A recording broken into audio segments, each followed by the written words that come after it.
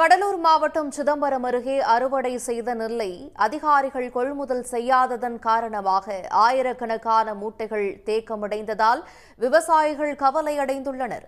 சிதம்பரம் அருகே பெரியப்பட்டு கிராமத்திற்கு நேரடி கொள்முதல் நிலைய அதிகாரிகள் நேரடியாக வந்து நெல்லை கொள்முதல் செய்வது வழக்கம். ஆனால் இந்த முறை விவசாயிகள் நெல்லை அறுவடை செய்து பல நாட்களாகியும் இதுவரை நெல் கொள்முதல் செய்யப்படாததால் ஆயிரக்கணக்கான நெல் மூட்டைகள் தேங்கி கிடக்கின்றன. இது தொடர்பாக அதிகாரிகளுக்கு கோரிக்கை மனுக்கள் அளித்தும் எந்தவித நடவடிக்கையும் எடுக்கப்படவில்லை என விவசாயிகள் வேதனை தெரிவித்துள்ளனர். இல்லை அதான் போட்டு ஒரு 25 நாளைக்கு மேலே அவங்க காவல் இருக்க முடியல. இன்றைக்கி வருவாங்க அன்றைக்கி வருவாங்க. நாங்கள் படுதான் வாடகை கொடுக்க வேண்டியதாக இருக்குது. கொசு கடியில் படுத்து கிடக்க முடியல. மழை வந்து போச்சுன்னா அதை ரொம்ப நஷ்டம் ஆகிடும் எங்களுக்கு.